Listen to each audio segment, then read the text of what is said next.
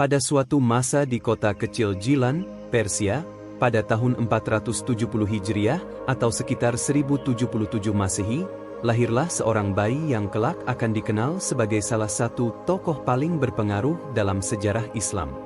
Bayi itu diberi nama Abdul Qadir. Ayahnya bernama Abu Shalih Jangidos, seorang lelaki saleh yang dikenal karena ketaatan dan kezuhudannya.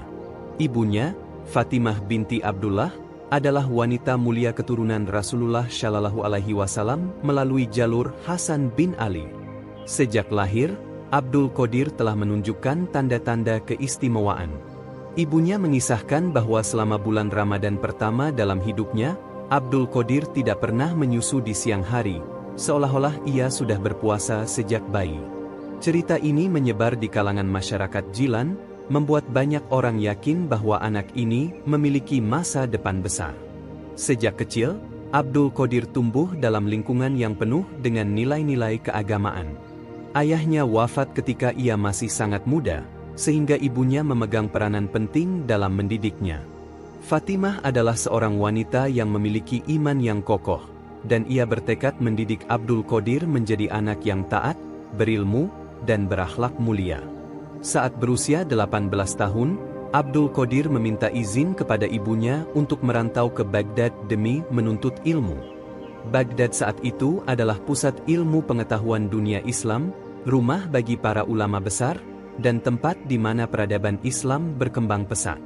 Sebelum berangkat, ibunya membekalinya dengan 40 dinar emas yang dijahitkan di dalam bajunya, serta pesan yang kelak menjadi pegangan hidupnya, "Anakku, jangan pernah berdusta, walau dalam keadaan apapun." Perjalanan menuju Baghdad bukanlah perjalanan yang mudah. Di tengah perjalanan, rombongan kafilah yang ia ikuti diserang oleh sekelompok perampok. Mereka merampas harta semua penumpang.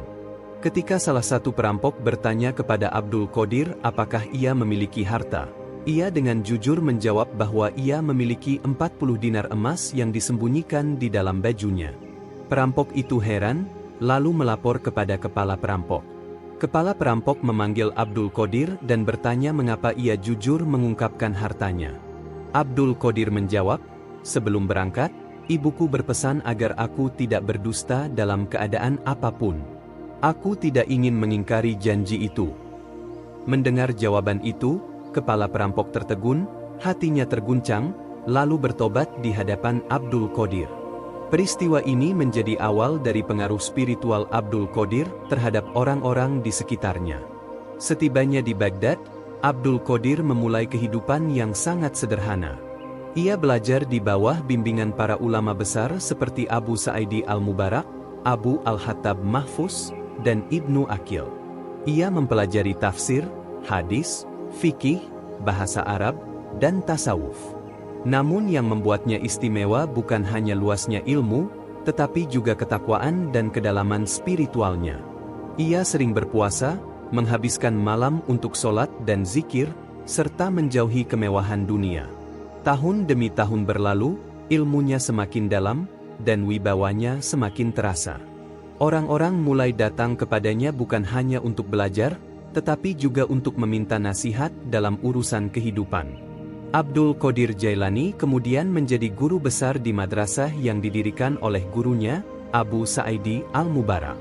Madrasah itu berkembang pesat, menampung ribuan murid dari berbagai wilayah.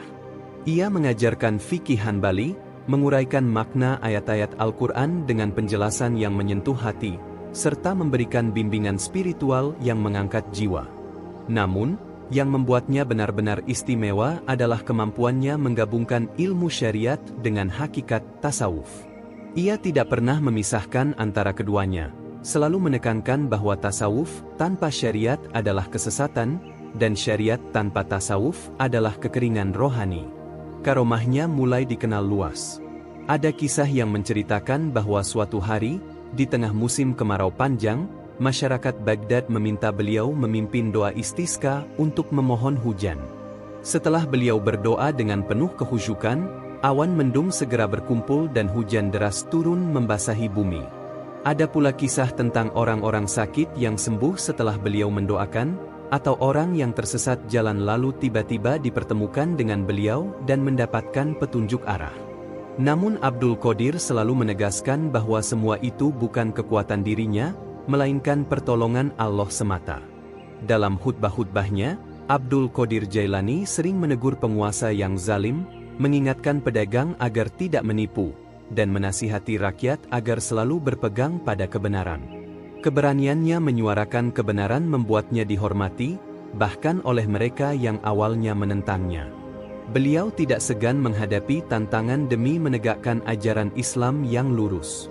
Seiring berjalannya waktu, pengaruh Abdul Qadir meluas jauh melampaui Baghdad. Murid-muridnya berasal dari berbagai penjuru dunia Islam, dan mereka menyebarkan ajarannya ke tempat asal masing-masing. Dari sinilah lahir tarekat Qadiriyah, salah satu tarekat sufi terbesar dalam sejarah Islam, yang ajarannya menekankan cinta kepada Allah, ketulusan, dan pengabdian kepada sesama. Abdul Qadir Jailani wafat pada tahun 561 Hijriah atau 1166 Masehi, pada usia sekitar 91 tahun. Wafatnya meninggalkan duka mendalam bagi umat Islam di seluruh dunia. Makamnya di Baghdad hingga kini menjadi tempat ziarah, bukan untuk meminta-minta, tetapi untuk mengenang keteladanan seorang ulama besar yang mengabdikan hidupnya bagi Islam. Warisannya tetap hidup, ribuan murid, karya tulis yang menginspirasi, serta ajaran yang menuntun manusia menuju jalan Allah dengan penuh cinta dan keikhlasan. Kisah hidupnya mengajarkan kita tentang kekuatan kejujuran, keteguhan iman, dan pentingnya menyeimbangkan ilmu dengan amal. Syekh Abdul Qadir Jailani adalah bukti bahwa seorang manusia yang ikhlas berjuang di jalan Allah dapat memengaruhi dunia, bahkan berabad-abad setelah ia tiada. Namanya akan selalu dikenang sebagai Sultanul Aulia, pemimpin para wali, yang cahaya ilmunya tidak akan pernah padam sepanjang zaman. Setelah menuntut ilmu dari banyak ulama besar di Baghdad, Syekh Abdul Qadir Jailani tumbuh menjadi seorang alim yang menguasai berbagai disiplin ilmu. Beliau menguasai tafsir, hadis, fikih, tasawuf, dan bahasa Arab. Keilmuannya bukan hanya dalam teori, tetapi juga dalam praktik ibadah dan pengamalan akhlak mulia. Beliau menjalani hidup dengan zuhud, tidak terikat pada kemewahan dunia, dan selalu menempatkan Allah sebagai tujuan utama. Pada masa mudanya, beliau sempat mengasingkan diri di padang pasir selama beberapa tahun. Di sanalah beliau menggembleng diri, beribadah siang dan malam, menahan lapar, menahan haus, dan hanya bersandar pada pertolongan Allah. Pengasingan itu bukan sekadar menjauh dari manusia, tetapi menjadi sarana untuk membersihkan hati dari segala penyakit batin. Ketika kembali ke Baghdad, beliau tidak hanya dikenal sebagai seorang alim, tetapi juga sebagai seorang wali yang memiliki kedalaman spiritual luar biasa. Majelis pengajian beliau selalu dipenuhi orang. Bukan hanya rakyat jelata, tetapi juga para pembesar, ulama, dan pejabat tinggi datang untuk mendengarkan nasihatnya. Beliau berbicara dengan kelembutan yang menyentuh hati, namun tegas dalam kebenaran. Dalam setiap khutbahnya, beliau selalu mengingatkan manusia untuk meninggalkan kemaksiatan dan kembali kepada jalan Allah. Banyak orang yang bertobat setelah mendengar ucapannya, bahkan ada penjahat besar yang bertaubat di majelisnya. Ketika beliau berbicara, seolah-olah kata-katanya menembus hati pendengar, membuat mereka tersadar akan dosa-dosanya. Syekh Abdul Qadir Jailani juga dikenal karena karomah-karomahnya. Banyak kisah yang tercatat dari murid dan orang-orang sezamannya. Salah satunya adalah ketika Baghdad mengalami kelaparan hebat. Banyak orang datang kepadanya meminta bantuan, dan dengan izin Allah, beliau dapat memberikan makanan yang cukup untuk ribuan orang, padahal secara lahiriah beliau tidak memiliki harta berlimpah. Dalam kisah lain, diceritakan bahwa seorang laki-laki datang kepadanya dengan hutang yang besar. Syekh Abdul Qadir kemudian berdoa, dan secara ajaib, hutang itu terbayar tanpa diketahui dari mana datangnya rezeki itu. Namun yang membuat beliau agung bukanlah karomah semata, melainkan akhlak dan keikhlasannya. Beliau selalu mengajarkan murid-muridnya untuk tidak mencari karomah, melainkan mencari keridhaan Allah. Baginya, Karomah hanyalah hadiah dari Allah, sedangkan tujuan utama seorang hamba adalah taat kepadanya. Beliau sering berkata bahwa ujian yang sebenarnya adalah ketika seseorang diberi kelebihan, apakah ia tetap rendah hati atau justru menjadi sombong. Perjuangan beliau juga terlihat dalam upayanya menegakkan kebenaran di tengah masyarakat yang saat itu mulai terpengaruh oleh berbagai aliran menyimpang. Beliau menghadapi tantangan dari kelompok-kelompok yang ingin merusak ajaran Islam. Dalam situasi seperti itu, Syekh Abdul Qadir berdiri tegak, mengajak umat untuk kembali pada Al-Quran dan Sunnah. Keberaniannya menyampaikan kebenaran membuatnya dihormati sekaligus disegani. Bahkan para penguasa menghormati beliau dan sering meminta nasihat darinya. Seiring bertambahnya usia, Syekh Abdul Qadir Jailani semakin dikenal di berbagai negeri. Murid-muridnya menyebarkan ajarannya ke berbagai wilayah, termasuk ke Asia Tenggara. Kitab-kitabnya menjadi rujukan, terutama dalam bidang tasawuf dan akhlak. Salah satu ajarannya yang terkenal adalah pentingnya menyucikan hati dari sifat riya, hasad, dan ujub, serta mengisi hati dengan ikhlas, sabar, dan tawakal.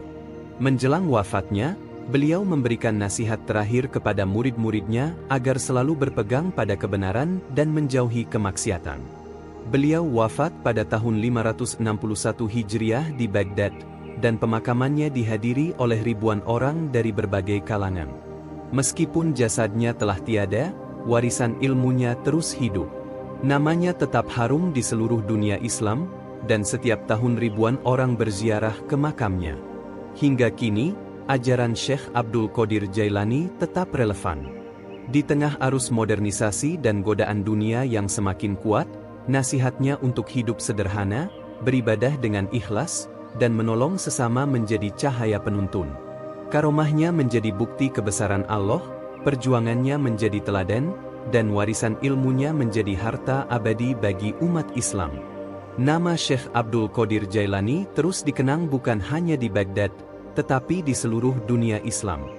Beliau adalah sosok yang memadukan keilmuan syariat yang dalam dengan penghayatan spiritual yang tinggi. Sejak kecil, kehidupannya penuh tanda keberkahan. Ibunya, yang bernama Ummul Khair Fatimah, adalah wanita salehah yang sangat menjaga kesucian dan akhlak anaknya. Bahkan diceritakan bahwa ketika masih bayi, beliau tidak mau menyusu di siang hari bulan Ramadan, seolah-olah sejak kecil sudah berpuasa. Peristiwa ini membuat masyarakat sekitar menganggapnya sebagai anak istimewa. Pada usia 18 tahun, beliau meninggalkan kampung halamannya di Jailan menuju Baghdad untuk menuntut ilmu. Perjalanan itu penuh tantangan. Dalam satu kisah yang terkenal, ketika dalam perjalanan, rombongan kafilah yang beliau ikuti diserang perampok. Para perampok mengambil harta milik semua orang, termasuk barang-barang milik beliau. Ketika seorang perampok bertanya apakah beliau memiliki sesuatu, beliau menjawab dengan jujur bahwa beliau membawa 40 dinar emas yang disimpan oleh ibunya di dalam pakaiannya. Perampok itu terkejut dengan kejujurannya, lalu membawa beliau menghadap kepala perampok. Kepala perampok itu bertanya mengapa ia mau mengatakan kebenaran, padahal bisa saja berbohong untuk menyelamatkan harta tersebut. Syekh Abdul Qadir menjawab bahwa ibunya berpesan agar beliau selalu jujur, dan beliau tidak ingin melanggar pesan itu.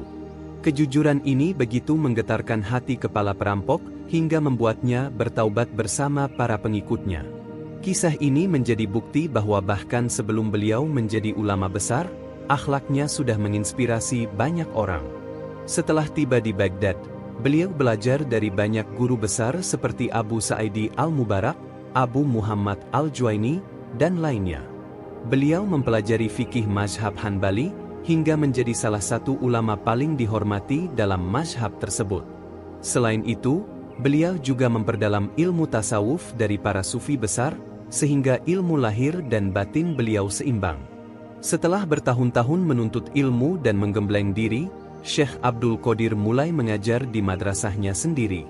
Majelis beliau begitu ramai, bahkan sampai harus diadakan di tempat terbuka karena tidak muat menampung jamaah. Dalam majelisnya, beliau mengajarkan tafsir Al-Quran, hadis, fikih, dan tasawuf. Namun yang paling mengena adalah nasihat-nasihatnya yang menembus hati. Beliau sering menegur dengan lembut orang-orang yang lalai, dan mengingatkan bahwa dunia ini hanya sementara. Selain mengajar, beliau juga aktif berdakwah di jalan-jalan Baghdad, di pasar, bahkan di tempat-tempat yang dianggap kumuh. Beliau tidak membedakan antara kaya dan miskin, bangsawan atau rakyat biasa.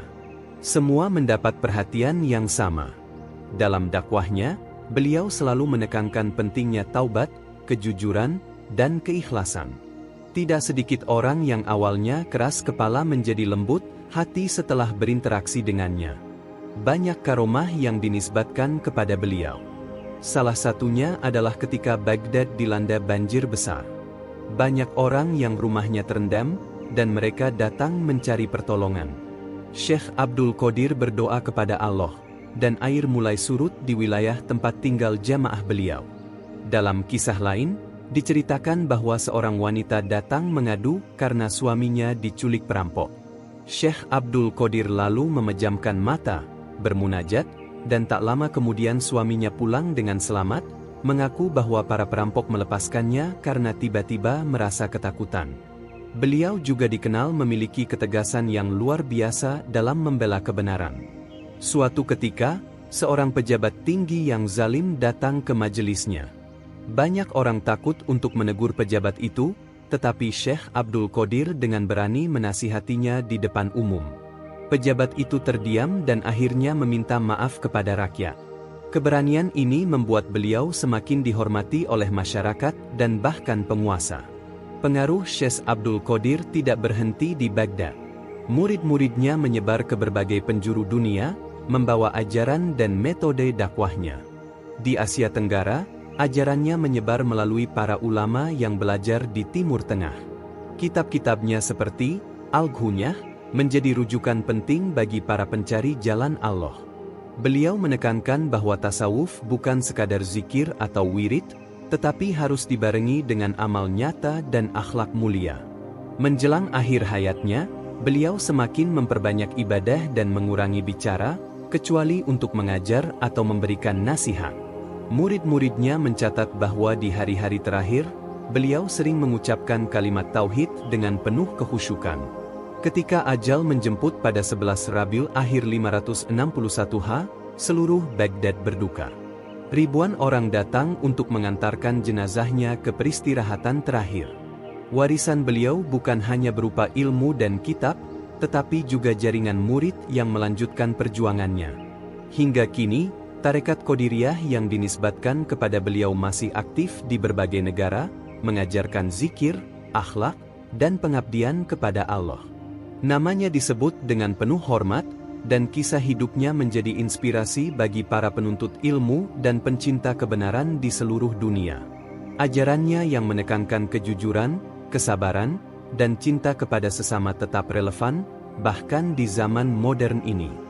Ketika banyak orang sibuk mengejar materi dan kekuasaan, pesan beliau mengingatkan kita bahwa semua itu akan sirna, dan yang tersisa hanyalah amal baik yang kita bawa menghadap Allah.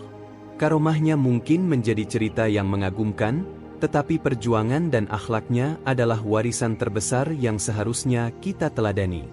Salah satu karomah Syekh Abdul Qadir Jailani yang paling sering diceritakan adalah kemampuannya mengetahui isi hati seseorang.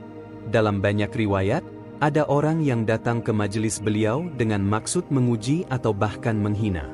Namun sebelum orang itu berbicara, Syekh Abdul Qadir sudah menjawab isi hatinya, membuat orang itu terkejut dan tersadar. Suatu hari, datang seorang lelaki yang terkenal sangat pelit. Ia ingin menguji kebenaran kabar tentang karomah Syekh Abdul Qadir. Ia membawa sebuah roti yang di dalamnya disembunyikan emas, dengan niat untuk melihat apakah sang syekh mengetahuinya. Saat ia menyerahkan roti itu, Syekh Abdul Qadir tersenyum dan berkata, "Mengapa engkau tidak langsung memberikan emas itu kepada fakir miskin daripada membungkusnya dengan roti?" Lelaki itu terdiam, lalu menangis, dan akhirnya menyerahkan seluruh hartanya untuk disedekahkan. Dalam kisah lain, ada seorang pemuda yang sudah lama menderita sakit. Semua tabib menyerah. Keluarganya membawanya ke hadapan Syekh Abdul Qadir. Sang syekh berdoa, lalu mengambil sebotol air, membacakan ayat-ayat Al-Quran, dan menyuruh pemuda itu meminumnya. Hanya dalam hitungan jam, pemuda itu bangkit dan berjalan seperti sedia kala. Banyak orang menyaksikan kejadian ini, dan semakin bertambah keyakinan mereka bahwa beliau adalah wali Allah yang karomahnya nyata. Namun, Syekh Abdul Qadir selalu menekankan bahwa semua karomah itu bukan berasal dari dirinya, melainkan semata-mata pertolongan Allah. Beliau sering berkata, "Jika engkau melihat seseorang bisa terbang di udara atau berjalan di atas air, jangan langsung kagum, tetapi lihatlah apakah ia berpegang teguh pada syariat. Jika tidak, maka ia bukanlah wali, melainkan pengikut hawa nafsu." Selain karomah pribadi, warisan terbesar Syekh Abdul Qadir adalah Tarekat Qadiriyah. Tarekat ini berlandaskan pada ajaran beliau yang menggabungkan zikir, mujahadah, kesungguhan dalam beribadah, akhlak yang mulia, dan pelayanan kepada sesama. Ajarannya menekankan 3 hal utama. 1. Zikir kepada Allah secara terus-menerus untuk menjaga hati dari kelalaian. 2. Menjauhi maksiat dalam bentuk apapun, baik yang kecil maupun besar. 3. Mengutamakan kejujuran dan amanah dalam segala urusan. Tarekat Qadiriyah kemudian menyebar ke berbagai wilayah melalui murid-murid beliau. Di Timur Tengah, Afrika Utara, hingga Afrika Barat, tarekat ini menjadi kekuatan dakwah yang besar. Di wilayah Nusantara, ajaran Qadiriyah dibawa oleh para ulama yang menimba ilmu di Mekah dan Madinah pada abad ke-17 dan 18. Di Jawa, tarekat ini bahkan berpadu dengan tarekat Naqsyabandiyah, membentuk tarekat Qadiriyah Naqsyabandiyah yang masih aktif hingga kini. Banyak pesantren di Indonesia yang mengamalkan zikir dan wirid tarekat Qadiriyah, terutama di Jawa Barat, Banten, dan Madura. Di daerah-daerah tersebut, peringatan Haul Syekh Abdul Qadir Jailani digelar setiap tahun, biasanya pada bulan Rabiul Akhir. Peringatan ini bukan sekadar mengenang, tetapi juga untuk meneladani akhlak dan perjuangan beliau. Pengaruh global beliau juga terasa di bidang literatur. Kitab-kitabnya seperti Al-Ghunyah li Talibi Tariq Al-Haq, Futuh Al-Ghaib, dan Jala Al-Hawatir menjadi bacaan penting bagi para pencari ilmu dan para sufi. Isinya penuh dengan nasihat tentang kesabaran, keikhlasan, dan kewaspadaan terhadap tipu daya dunia. Banyak ulama besar setelah beliau yang mengutip ajarannya dalam karya mereka. Salah satu nasihat beliau yang terkenal adalah, "Jadilah seperti pohon kelapa, yang semuanya bermanfaat. Daunnya bisa dijadikan atap, batangnya bisa dijadikan rumah, buahnya bisa dimakan, airnya bisa diminum. Begitu juga seorang mukmin, setiap perilakunya membawa manfaat bagi orang lain." Hingga kini, makam Syekh Abdul Qadir Jailani di Baghdad menjadi salah satu tempat yang sering dikunjungi oleh umat Islam dari berbagai negara. Meski situasi di Irak seringkali tidak stabil, banyak orang tetap datang untuk berziarah, berdoa, dan mengambil pelajaran dari sejarah hidup beliau. Nama beliau juga sering disebut dalam doa-doa para guru tarekat, karena diyakini memiliki kedudukan tinggi di sisi Allah. Bahkan, di beberapa daerah di Indonesia, ada tradisi khusus membaca manakib beliau, yaitu kisah-kisah hidup dan karomahnya, sebagai bentuk pengagungan terhadap ulama besar ini. Kisah hidup beliau mengajarkan bahwa ketinggian derajat di sisi Allah tidak diraih dengan harta atau kedudukan, tetapi dengan ketulusan, kesabaran, dan pengabdian yang sepenuhnya kepadanya. Syekh Abdul Qadir Jailani telah membuktikan bahwa ilmu yang dibarengi akhlak mulia akan memancarkan cahaya yang tidak pernah padam, bahkan ratusan tahun setelah wafatnya. Syekh Abdul Qadir Jailani memiliki banyak murid yang kelak menjadi ulama dan wali besar di berbagai wilayah. Para murid ini tidak hanya belajar ilmu syariat, tetapi juga ilmu hakikat dan tasawuf yang beliau ajarkan.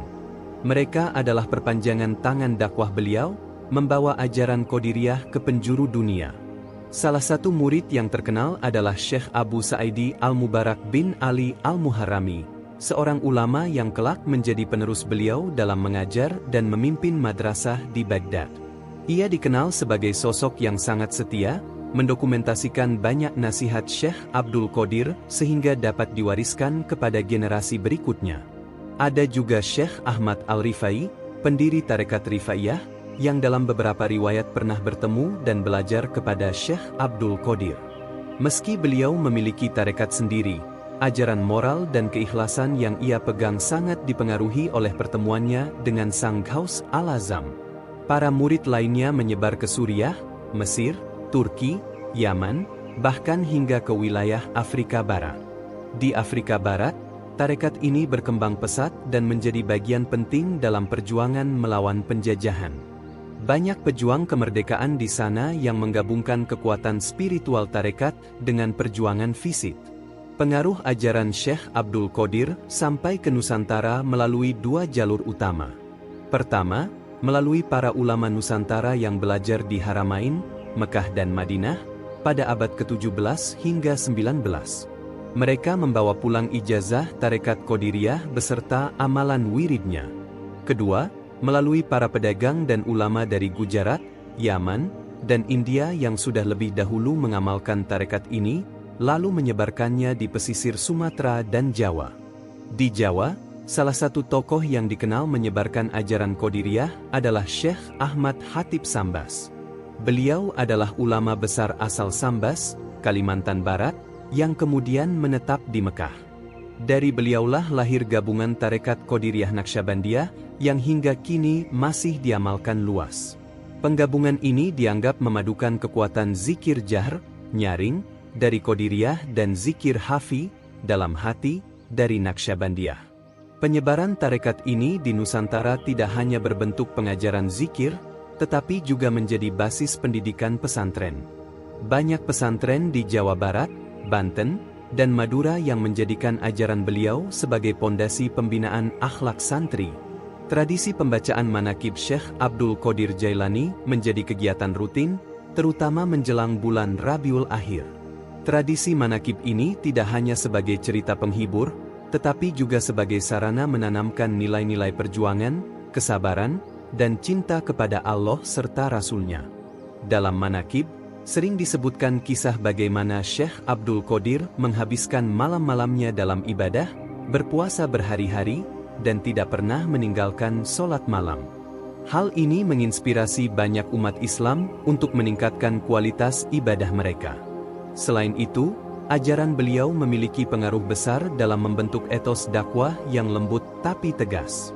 Beliau mengajarkan bahwa dakwah harus dilakukan dengan hikmah, tanpa memaksakan, tetapi tetap teguh dalam prinsip. Murid-murid beliau yang tiba di Nusantara membawa prinsip ini, sehingga Islam dapat diterima oleh masyarakat dengan damai, tanpa konflik besar. Tidak jarang, pengaruh tarekat ini juga menjadi perekat sosial di masyarakat. Dalam sejarah Banten, misalnya, banyak ulama tarekat Qadiriyah yang terlibat dalam menguatkan persatuan rakyat menghadapi kolonialisme. Ajaran mereka tentang sabar, tawakal, dan jihad fisabilillah menjadi modal spiritual yang sangat kuat. Menariknya, di Nusantara juga berkembang seni dan budaya yang terinspirasi dari ajaran tarekat ini. Misalnya, dalam kesenian debaan atau sholawatan di Jawa, banyak syair yang memuji Syekh Abdul Qadir Jailani, memohon doa melalui beliau, dan memuji akhlak beliau. Seni ini menjadi sarana dakwah yang merakyat, mudah diterima oleh semua kalangan. Hingga kini, ajaran Syekh Abdul Qadir tetap relevan. Nilai kejujuran, keikhlasan, dan keberanian yang beliau tanamkan menjadi pelajaran penting, terutama di zaman modern yang penuh godaan materi. Tarekat Qadiriyah tidak hanya menjadi jalan spiritual, tetapi juga jalan membangun masyarakat yang kuat secara moral. Bisa dibilang, warisan terbesar beliau bukan hanya pada karomah atau tarekatnya, tetapi pada keteladanan hidup. Beliau telah menunjukkan bahwa ilmu yang benar harus diamalkan, dan amal yang ikhlas akan memberi cahaya bagi diri sendiri dan orang lain.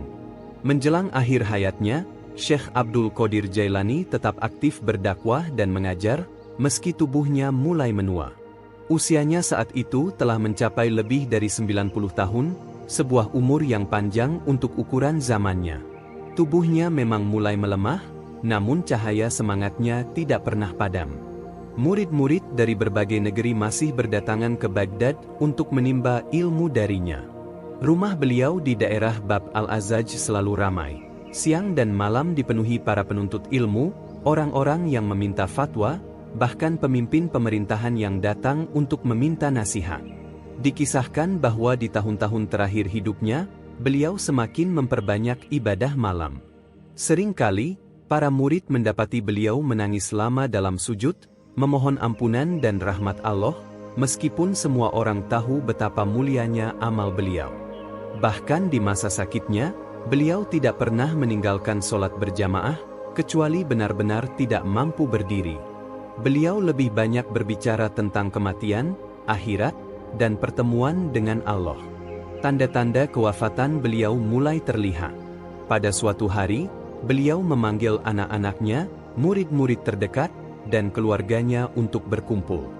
Dengan suara yang lembut namun tegas, beliau berkata, "Kaki ini telah menapaki dunia sekadar untuk beribadah kepadanya.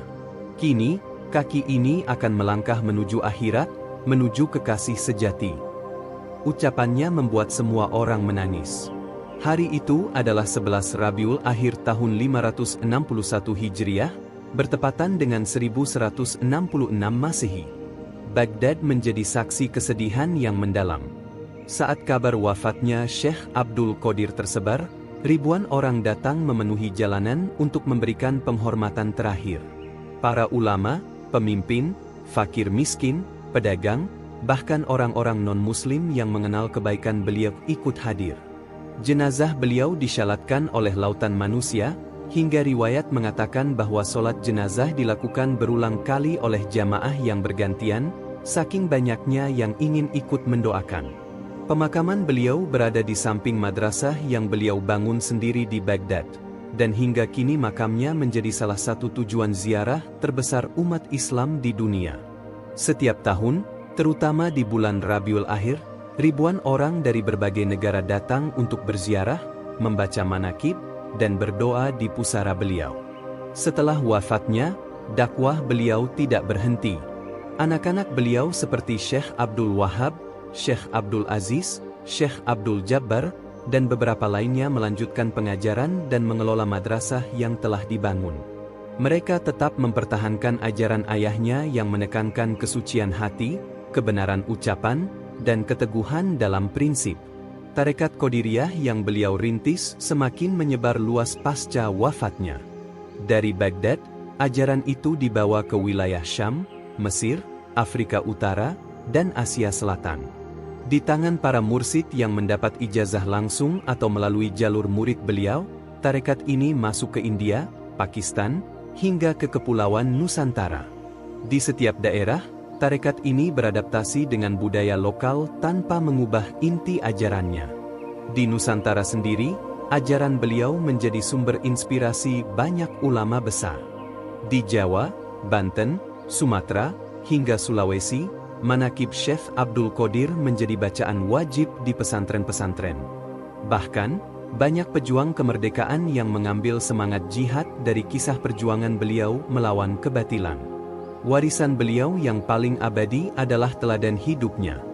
Beliau mengajarkan bahwa kekuatan seorang muslim tidak hanya diukur dari kecerdasan atau kekayaan, tetapi dari kemurnian hati dan keteguhan prinsip. Beliau menunjukkan bahwa karomah tertinggi bukanlah bisa berjalan di atas air atau terbang di udara, tetapi mampu hidup istiqomah dalam ketaatan kepada Allah hingga akhir hayat. Kisah hidup Syekh Abdul Qadir Jailani menjadi cahaya yang terus menerangi umat Islam selama lebih dari 800 tahun. Setiap kali namanya disebut, umat mengingat seorang wali besar yang tidak hanya memimpin dalam ilmu, tetapi juga dalam akhlak dan pengorbanan. Dari Baghdad hingga pelosok desa di Indonesia, dari tanah Arab hingga benua Afrika, dari abad pertengahan hingga era modern, nama beliau tetap harum. Dan mungkin inilah makna dari gelar yang disematkan kepadanya, Al-Ghaus Al-Azam, Sang Penolong Agung. Bukan hanya karena beliau menjadi penolong bagi orang-orang pada zamannya, tetapi karena ajaran dan teladannya terus menolong generasi demi generasi untuk menemukan jalan menuju Allah. Karomah Syekh Abdul Qadir Jailani telah menjadi kisah yang turun-temurun, menginspirasi umat Islam di berbagai belahan dunia. Karomah bukanlah tujuan hidupnya, karena beliau selalu menekankan bahwa semua itu hanyalah pemberian Allah dan tidak ada nilainya dibandingkan ketaatan kepadanya. Namun, Allah memuliakannya dengan berbagai tanda kekasihnya yang luar biasa, sehingga banyak orang semakin yakin pada dakwah beliau. Salah satu kisah yang terkenal adalah ketika beliau masih muda, saat belajar di Baghdad. Pada suatu malam, beliau sedang berjalan pulang dari majelis ilmu.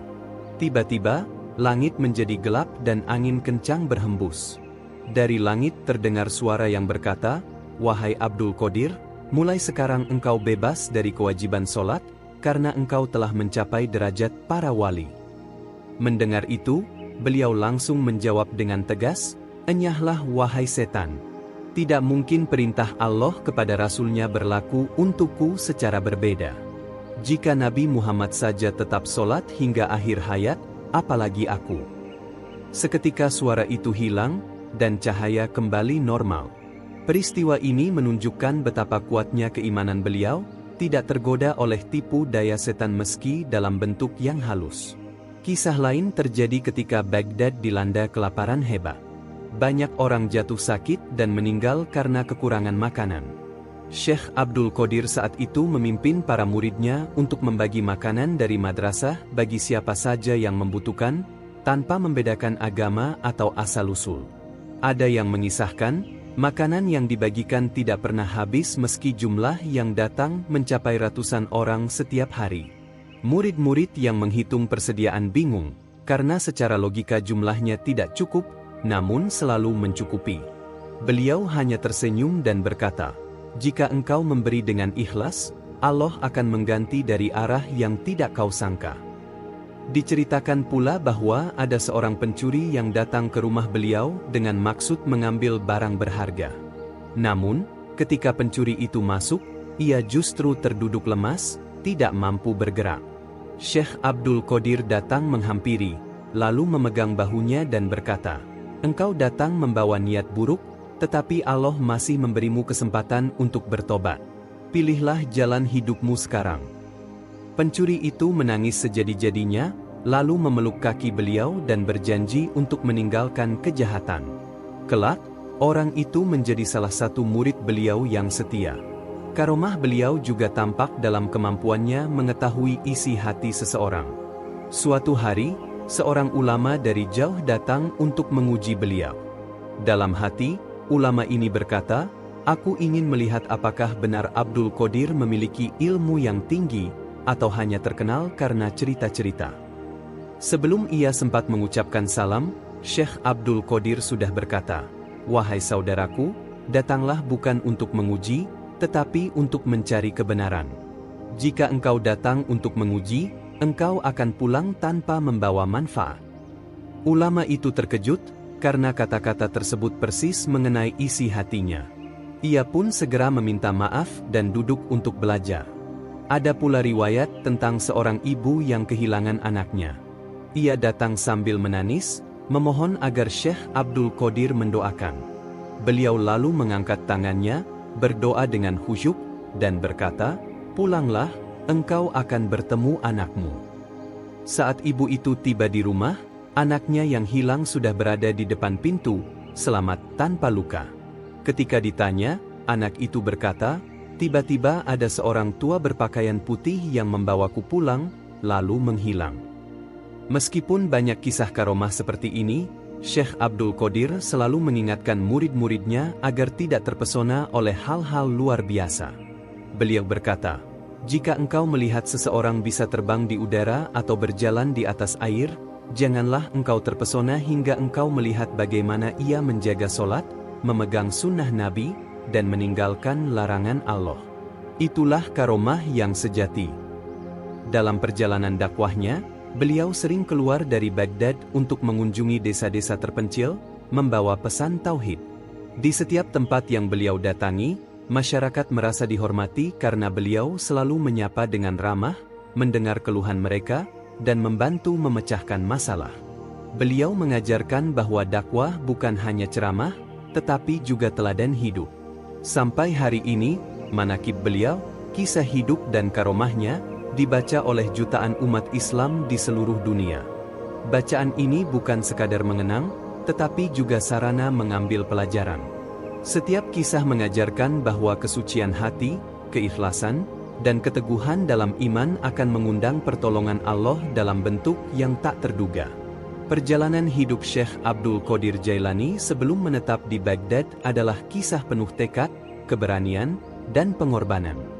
Beliau lahir di Naif, sebuah desa kecil di wilayah Gilan, pada tahun 470 Hijriah atau sekitar 1077 Masehi. Daerah ini terletak di Persia bagian selatan Laut Kaspia, dikenal sebagai wilayah yang subur namun penuh tantangan karena cuaca dan medan yang berat. Sejak kecil, beliau menunjukkan tanda-tanda kecerdasan dan kesalehan yang luar biasa. Ibunya, seorang wanita salehah bernama Fathimah binti Abdullah, mendidiknya dengan penuh cinta, mengajarkan Al-Quran, adab, dan akhlak mulia. Ketika Abdul Qadir berusia sekitar 18 tahun, beliau memutuskan untuk merantau ke Baghdad, pusat ilmu pengetahuan dan peradaban Islam saat itu. Keputusan ini bukan hal ringan. Perjalanan dari Gilan ke Baghdad memakan waktu berbulan-bulan dengan berjalan kaki atau menumpang kafilah. Sebelum berangkat, ibunya membekalinya dengan 40 dinar emas yang dijahitkan di dalam pakaian. Sebelum melepas kepergian putranya, sang ibu berpesan dengan air mata, "Nak, jadilah orang yang selalu jujur dalam keadaan apapun. Jangan pernah berdusta, walau itu tampak akan menyelamatkanmu." Pesan ini kelak menjadi salah satu prinsip hidup beliau. Dalam perjalanan menuju Baghdad, kafilah yang beliau ikuti dihadang oleh sekelompok perampok. Semua harta penumpang dirampas. Ketika seorang perampok memeriksa Abdul Qadir, ia berkata jujur, "Aku membawa 40 dinar emas yang dijahitkan di bajuku." Perampok itu menganggapnya bercanda, tetapi Abdul Qadir memaksa agar dibawa ke kepala perampok. Setelah diperiksa, ternyata benar ia membawa uang tersebut. Kepala perampok itu heran dan bertanya, "Mengapa kau jujur padahal bisa saja kau menyembunyikan ini?" Abdul Qadir menjawab, "Ibuku telah berpesan agar aku tidak berdusta dalam keadaan apapun. Aku takut kepada Allah jika mengingkari pesan itu." Mendengar jawaban ini, kepala perampok menangis. Ia berkata, "Anak muda, engkau takut pada Tuhanmu sejak usia muda, sedangkan aku mengkhianatinya sepanjang hidupku." Kepala perampok itu bertobat saat itu juga, diikuti oleh seluruh anak buahnya. Kisah ini kemudian menjadi cerita legendaris tentang kejujuran yang mengubah hati banyak orang. Setibanya di Baghdad, Abdul Qadir memulai pencarian ilmunya. Baghdad pada abad ke-11 adalah kota dengan perpustakaan megah, madrasah ternama, dan ulama-ulama besar dari berbagai mazhab. Beliau belajar fikih kepada Abu Sa'idi Al-Mubarak bin Ali Al-Muharrimi, seorang ulama mazhab Hanbali yang sangat berpengaruh.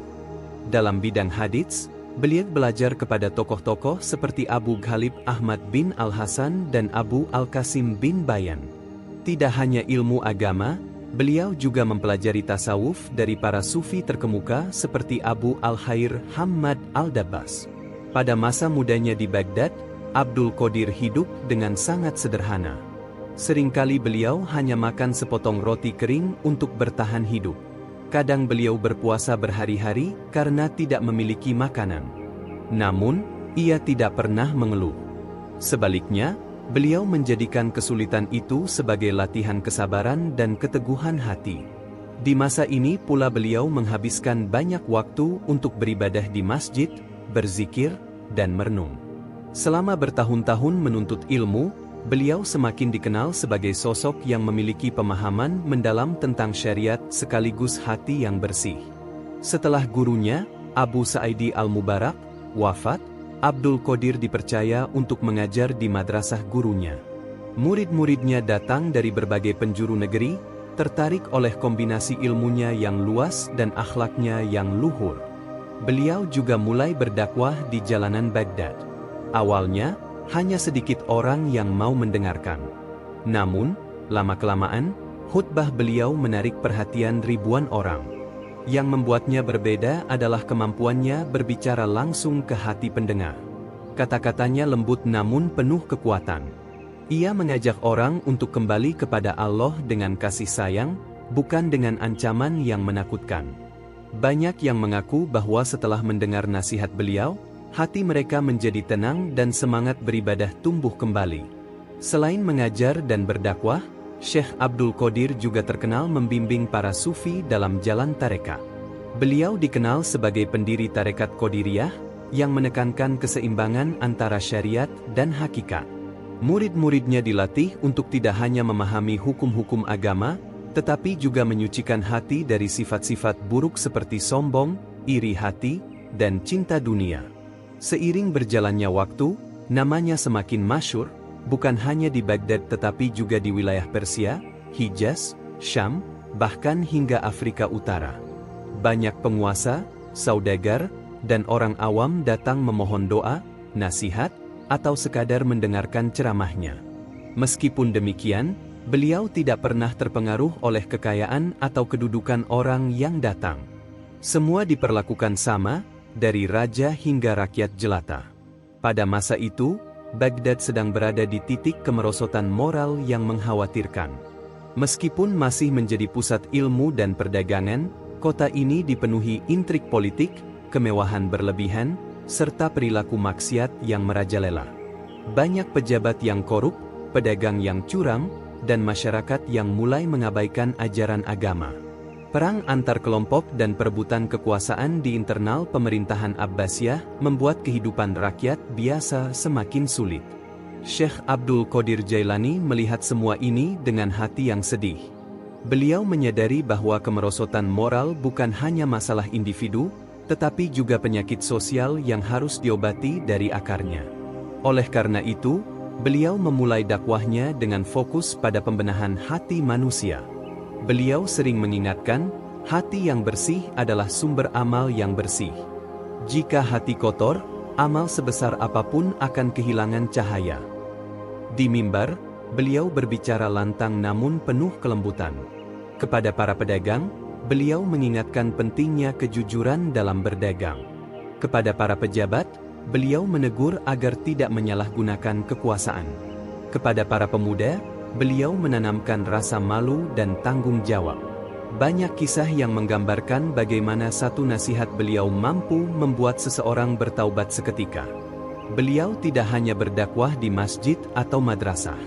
Terkadang beliau turun langsung ke pasar, menemui para pedagang, buruh, bahkan para pengemis. Ada kisah terkenal ketika beliau mendatangi tempat hiburan malam di Baghdad.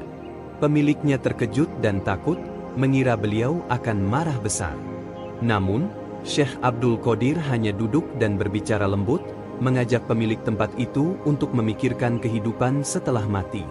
Kata-kata itu begitu menusuk hati sang pemilik, hingga ia menutup usahanya keesokan harinya dan bertaubat. Salah satu keistimewaan Syekh Abdul Qadir adalah kesabaran dalam menghadapi penentangan. Tidak semua orang menerima dakwahnya. Ada ulama yang iri, ada penguasa yang curiga, bahkan ada kelompok yang menuduh beliau sesat karena menggabungkan ilmu syariat dan tasawuf. Namun, beliau tidak membalas dengan kebencian. Ia memilih menjawab dengan akhlak dan doa. "Aku tidak datang untuk memerangi manusia," katanya, "aku datang untuk menghidupkan hati mereka yang mati." Keberkahan hidup beliau terlihat dari bagaimana banyak orang berubah setelah mendekat. Murid-muridnya bukan hanya belajar ilmu agama, tetapi juga dilatih untuk memiliki jiwa yang ikhlas. Mereka diajarkan untuk melayani masyarakat, membantu fakir miskin, dan menolong siapa saja yang membutuhkan tanpa pamrih. Dalam banyak kesempatan, beliau juga menekankan pentingnya keseimbangan antara dunia dan akhirat. "Jangan kau tinggalkan dunia sepenuhnya," ucap beliau kepada muridnya, "karena dunia adalah ladangmu untuk akhirat. Tapi jangan pula kau tenggelam di dalamnya hingga melupakan tujuanmu."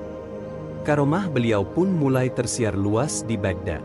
Banyak yang menceritakan kisah-kisah menakjubkan, seperti mampu mengetahui isi hati seseorang sebelum orang itu berbicara, atau doa beliau yang langsung dikabulkan. Namun, Beliau selalu menolak jika karomah itu dijadikan pusat perhatian. "Jangan lihat aku," katanya, "lihatlah Allah yang memberi kekuatan ini. Aku hanyalah hamba yang lemah." Pada puncak kejayaan dakwahnya, majelis beliau bisa dihadiri puluhan ribu orang.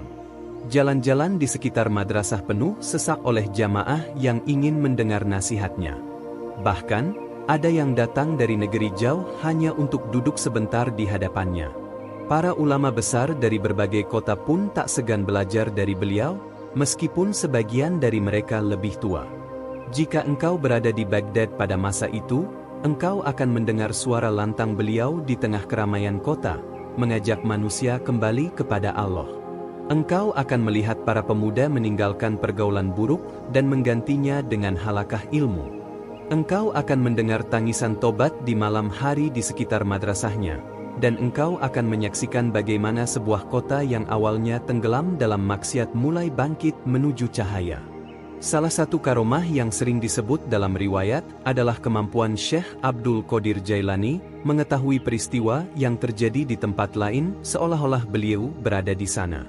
Dikisahkan, suatu hari seorang muridnya datang tergesa-gesa membawa kabar bahwa kapal yang membawa keluarganya tenggelam di sungai. Sebelum murid itu sempat melanjutkan ceritanya, Syekh Abdul Qadir berkata dengan tenang, "Tenanglah, keluargamu selamat. Mereka sekarang sedang berada di rumah seorang dermawan di tepi sungai." Beberapa hari kemudian, kabar itu terbukti benar persis seperti yang beliau katakan. Murid itu semakin yakin bahwa gurunya memiliki kedekatan yang luar biasa dengan Allah. Karomah lain yang terkenal adalah saat beliau memberi makan ratusan orang hanya dengan sedikit makanan. Pada suatu musim paceklik di Baghdad, banyak orang miskin datang ke madrasahnya mencari bantuan. Saat itu persediaan makanan di dapur madrasah hanya tinggal satu panci kecil bubur gandum. Para murid kebingungan karena jumlah makanan jelas tidak cukup. Namun, Syekh Abdul Qadir memerintahkan mereka untuk menyajikan bubur itu kepada semua yang datang. Ajaibnya, setiap kali panci itu hampir kosong, isinya seperti bertambah kembali. Semua orang yang hadir hari itu kenyang, dan masih ada sisa untuk makan malam para murid. Ada pula kisah tentang seseorang yang datang dari jauh hanya untuk menguji beliau. Orang ini adalah seorang pedagang kaya yang tidak percaya pada kabar karomah Syekh Abdul Qadir. Ia membawa sebuah kantong berisi emas, lalu berkata, "Jika engkau memang wali, katakan berapa jumlah emas ini tanpa menghitungnya." Syekh Abdul Qadir tersenyum dan menyebutkan jumlahnya dengan tepat. Lalu beliau berkata, "Tetapi emas ini tidak halal bagimu, karena sebagian dari harta ini kau peroleh dengan menipu pembeli." Pedagang itu terkejut, karena memang sebagian hartanya berasal dari transaksi curang. Dengan wajah tertunduk, ia memohon ampun dan menyerahkan sebagian besar hartanya untuk disalurkan kepada fakir miskin. Meskipun karomah beliau banyak diceritakan, Syekh Abdul Qadir selalu menegaskan bahwa yang terpenting bukanlah keajaiban itu, melainkan keteguhan iman dan amal syalih. Beliau pernah berkata, "Jika kau melihat seseorang bisa berjalan di atas air atau terbang di udara, jangan langsung kagum. Lihatlah dulu apakah ia menjaga perintah Allah dan menjauhi larangannya.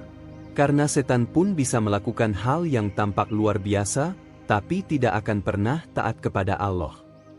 Selain itu, Syekh Abdul Qadir juga terkenal karena mampu menenangkan hati orang yang sedang gelisah. Ada seorang pemuda yang ingin bunuh diri karena terlilit hutang dan merasa tidak ada jalan keluar. Ketika pemuda itu datang kepada beliau, Syekh Abdul Qadir memegang tangannya dan berkata, "Tidak ada masalah yang terlalu besar bagi Allah. Datanglah kepadanya dengan hati yang ikhlas, dan engkau akan melihat pertolongan yang tak pernah kau bayangkan." Beberapa hari kemudian, ada seorang dermawan yang secara tiba-tiba melunasi seluruh hutang pemuda itu. Karomah yang paling menggetarkan hati murid-muridnya terjadi menjelang akhir hayat beliau. Suatu malam, beliau memanggil beberapa murid dekatnya dan berkata, "Malam ini, aku melihat seluruh amal hidupku dihamparkan di hadapanku. Tidak ada yang membuatku merasa bangga, kecuali rahmat Allah yang menutupi kekuranganku. Sebentar lagi, Aku akan dipanggil menghadapnya. Dan benar saja, beberapa hari kemudian beliau wafat dengan senyum di wajahnya, diiringi doa-doa ribuan orang yang pernah merasakan kasih sayang dan bimbingannya. Warisan ajaran Syekh Abdul Qadir Jailani tidak berhenti ketika beliau wafat. Justru setelah kepergiannya, pengaruh beliau semakin meluas, menembus batas negara dan zaman. Madrasah yang beliau dirikan di Baghdad terus menjadi pusat pembelajaran agama, menarik pelajar dari berbagai penjuru dunia Islam. Para muridnya yang telah matang dalam ilmu dan akhlak menyebar ke berbagai wilayah, membawa ajaran yang menekankan pada kemurnian tauhid, cinta kepada Allah, serta pengabdian tanpa pamrih kepada sesama. Dari sinilah kemudian berkembang tarekat Qadiriyah, salah satu tarekat sufi terbesar yang ajarannya masih hidup hingga hari ini di banyak negara, termasuk di Indonesia. Ajaran beliau sederhana namun dalam. Ia mengajarkan bahwa ketaatan kepada Allah harus dibarengi dengan kasih sayang kepada makhluk. Beliau menekankan bahwa seorang hamba sejati tidak boleh hanya memikirkan ibadah pribadi, tapi juga harus bermanfaat bagi orang lain. Dalam setiap khutbahnya, beliau selalu mengingatkan bahwa kemuliaan bukan diukur dari kekayaan atau kedudukan, melainkan dari kebersihan hati dan keikhlasan niat. Kata-katanya yang terkenal, "Jadilah seperti pohon yang berbuah, meskipun dilempar batu, ia membalas dengan memberi buah," menjadi pegangan bagi banyak muridnya dalam menjalani hidup. Di bidang dakwah, Syekh Abdul Qadir dikenal mampu berbicara dengan bahasa yang dimengerti semua lapisan masyarakat. Kepada ulama, beliau berbicara dengan hujjah yang kuat dan dalil yang mendalam. Kepada orang awam, beliau menyampaikan pesan dengan perumpamaan sederhana yang mudah dipahami. Hal ini membuat dakwahnya diterima dengan lapang oleh berbagai kalangan, mulai dari rakyat jelata hingga pejabat tinggi. Bahkan ada catatan sejarah bahwa beberapa penguasa pada zamannya meminta nasihat beliau untuk mengatur pemerintahan agar tetap adil dan tidak menzalimi rakyat.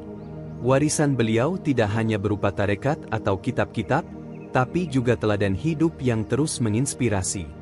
Banyak kisah orang yang berubah total setelah membaca ajaran beliau. Ada perampok yang bertaubat setelah mendengar satu khutbah beliau. Ada pemuda yang awalnya malas belajar agama, lalu menjadi alim karena tertarik dengan kelembutan akhlak beliau. Semua ini menunjukkan bahwa pengaruh seorang guru sejati bisa melampaui batas ruang dan waktu.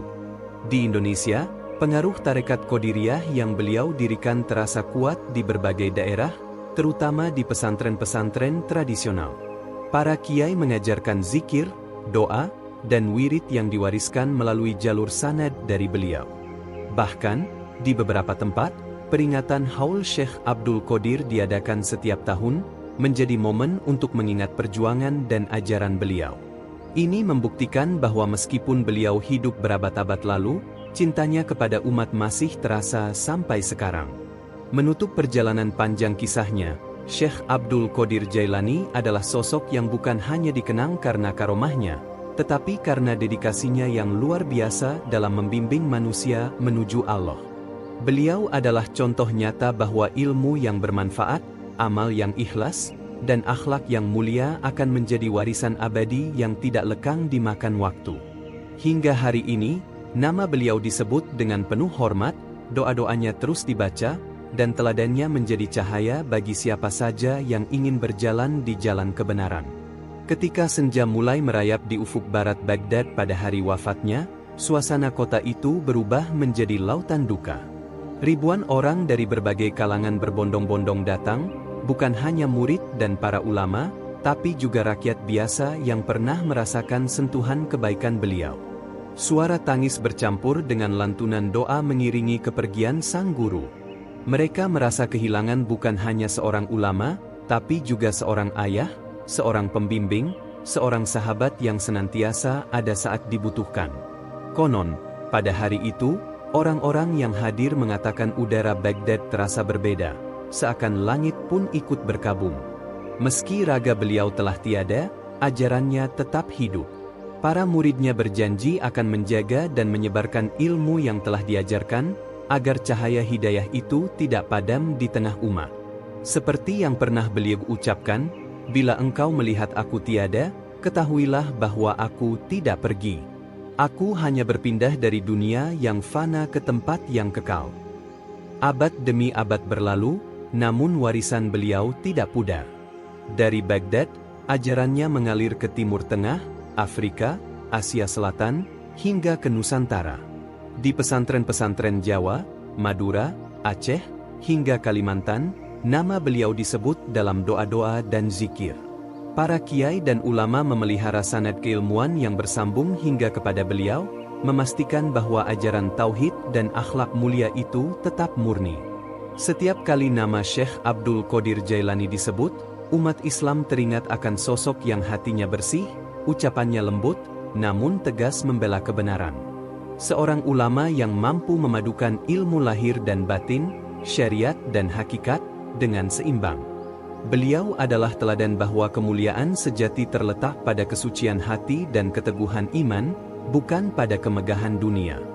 Dan hingga detik ini, di berbagai penjuru dunia, jutaan orang membaca manakib beliau, mengharap barokah, bukan karena mengkultuskan, tetapi karena mengakui bahwa beliau adalah hamba Allah yang diberi kemuliaan untuk menuntun banyak jiwa kembali kepada Tuhannya. Kisahnya mengajarkan kita bahwa menjadi hamba yang dekat dengan Allah bukanlah hal mustahil, asalkan kita mau membersihkan hati, memperbaiki niat, dan berjuang tanpa henti di jalannya. Begitulah, kisah Syekh Abdul Qadir Jailani adalah kisah tentang seorang manusia yang hidupnya dihabiskan untuk membimbing umat, melawan hawa nafsu, dan menebar rahmat bagi seluruh alam. Dan warisan itu akan terus hidup selama masih ada hati yang rindu pada kebenaran. Dan pada akhirnya, sejarah akan selalu mencatat bahwa Syekh Abdul Qadir Jailani bukan sekadar tokoh besar, tetapi mercusuar yang menuntun manusia di tengah gelapnya zaman. Namanya abadi, bukan karena ia mengejar kemasyhuran, tetapi karena ia mengabdikan seluruh hidupnya untuk Allah dan umatnya. Dari sudut-sudut Baghdad hingga pelosok Nusantara, kisahnya diceritakan kembali dengan rasa cinta, hormat, dan kerinduan. Setiap lembar hidupnya adalah pelajaran tentang bagaimana menjaga keikhlasan meski berada di puncak kemuliaan, tentang bagaimana tetap rendah hati meski dihormati oleh raja dan rakyat, tentang bagaimana bersikap tegas terhadap kebatilan namun penuh kasih sayang kepada sesama. Warisan ajarannya bukan hanya tertulis dalam kitab-kitab, tetapi terpatri di hati jutaan orang yang menapaki jalan yang sama, jalan menuju ridha Allah. Hari ini, meski jarak waktu memisahkan kita dari beliau ratusan tahun, cahaya itu masih terasa hangat. Dalam setiap majelis ilmu, dalam setiap lantunan zikir, dalam setiap langkah orang yang meneladani akhlaknya. Seakan beliau masih berjalan di tengah kita, mengingatkan bahwa dunia hanyalah sementara dan bahwa kebahagiaan sejati hanya ada di sisi Allah. Maka, ketika kita menyebut namanya, sebutlah dengan penuh hormat. Ketika kita membaca kisahnya, bacalah dengan hati yang terbuka. Karena di dalamnya, kita akan menemukan cermin yang memantulkan hakikat diri kita, dan mungkin, petunjuk menuju perjalanan rohani yang lebih dekat kepada Sang Pencipta. Syekh Abdul Qadir Jailani telah meninggalkan dunia ini, namun semangatnya terus berhembus, menembus batas ruang dan waktu. Dan selama masih ada lidah yang mengucap syalawat, hati yang rindu akan kebenaran, dan jiwa yang haus akan ilmu, warisan abadi beliau akan tetap hidup, menjadi cahaya yang tak pernah padam. Demikianlah perjalanan panjang Syekh Abdul Qadir Jailani, Sang Sultanul Aulia yang menorehkan jejak gemilang dalam sejarah Islam. Dari masa kecil yang penuh kesederhanaan, perjalanan menuntut ilmu yang melelahkan, hingga pengabdian total untuk umat, semua dijalani dengan keteguhan iman dan ketulusan hati. Karomah yang dianugerahkan kepadanya bukanlah tujuan, melainkan buah dari ketaatan dan kecintaannya kepada Allah. Hingga kini, nama beliau tetap harum, menginspirasi jutaan orang di berbagai belahan dunia. Semoga kisah ini menumbuhkan semangat kita untuk meneladani akhlaknya, memperkuat iman, dan senantiasa berada di jalan kebenaran. Karena pada akhirnya, warisan terindah yang bisa kita tinggalkan adalah amal saleh yang bermanfaat bagi sesama dan menjadi bekal di hadapan Allah kelak. Sahabat, Itulah kisah Syekh Abdul Qadir Jailani yang penuh hikmah, karomah, dan teladan abadi. Semoga cerita ini menginspirasi kita semua untuk semakin mencintai Allah, meneladani akhlak para wali, dan istiqomah di jalan kebenaran. Jangan lupa dukung terus channel ini dengan like, share, dan subscribe, agar kisah-kisah penuh pelajaran seperti ini dapat terus kita bagikan. Sampai jumpa di kisah inspiratif berikutnya. Wassalamualaikum warahmatullahi wabarakatuh.